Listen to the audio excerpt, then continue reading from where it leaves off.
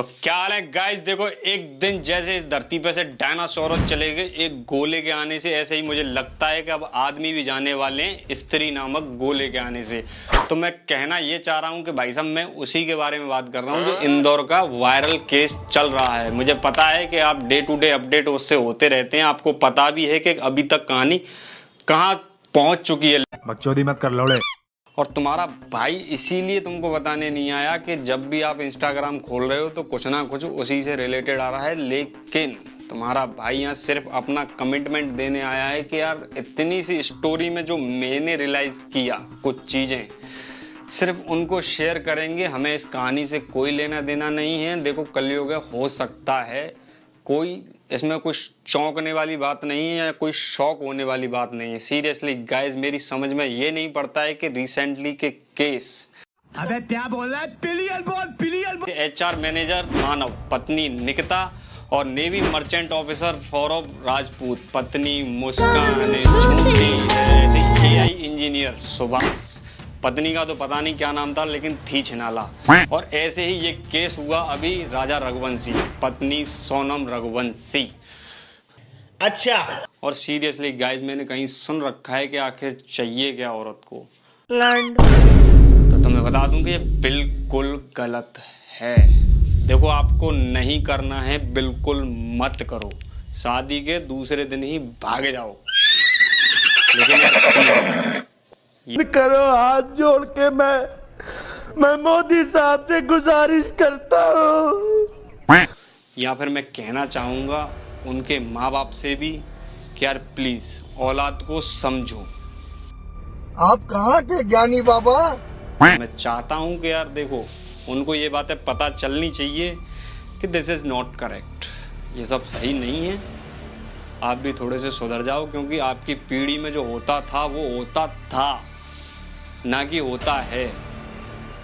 Please यार औलाद को समझो, उनके साथ कोई भी ऐसी ज़बरदस्ती मत करो। देखो मुझे सुनवाई में आया था एक इस केस में कि शायद सोनम की बात हुई थी अपनी माँ से कि मैं अपनी मर्जी से शादी करूँगी, और उसकी माँ ने बोला कि नहीं, जहाँ तुम्हारा बाप चाहेगा वहाँ तुम्हारी शादी होगी। और फिर भी सोनम ने एक चेतावनी और दी थी कि भाई साहब यदि आपने ऐसा किया तो अंजाम ठीक नहीं होगा।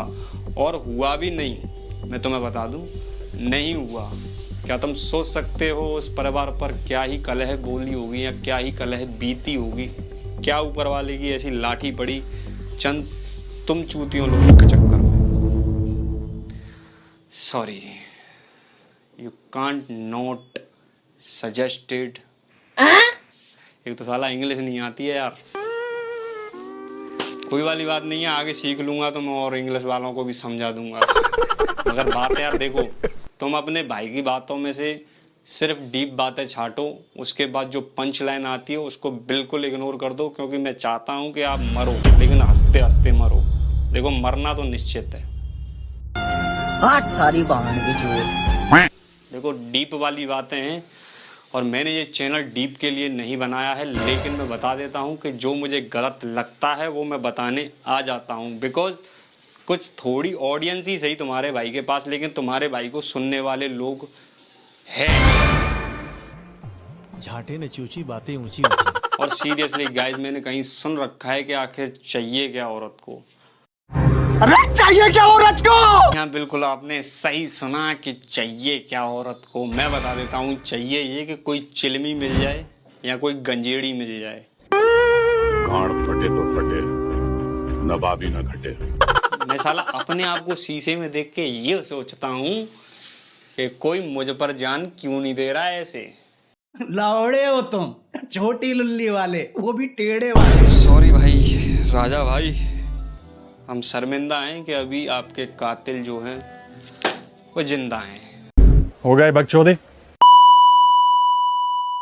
गाइस देखो इस मामले पर मुझे कोई टीपा टिप्पणी नहीं करनी है, बस इतना कहूँगा कि आगे जो आने वाले केसेस हैं और जो भी बातें रहेंगी इम्पोर्टेंट जिनसे मुझे लगता है कि आपको थोड़ा सा रूबरू कराना चाहिए, तो प्लीज़ तुम्हारा भाई आएगा, तुम मत बुलाओ, कोई फर्क नहीं पड़ता है। जाके चैनल को सब्सक्राइब कर लेना, अगर दोबारा यही थोपड़ा देखना है तो कमेंट पेल देना, गाली मत देना, बस शेयर कर देना। लेकिन actually this is not made for kids. तो 18+ वालों को आप शेयर कर सकते हो भाई के साथ जुड़ने के लिए।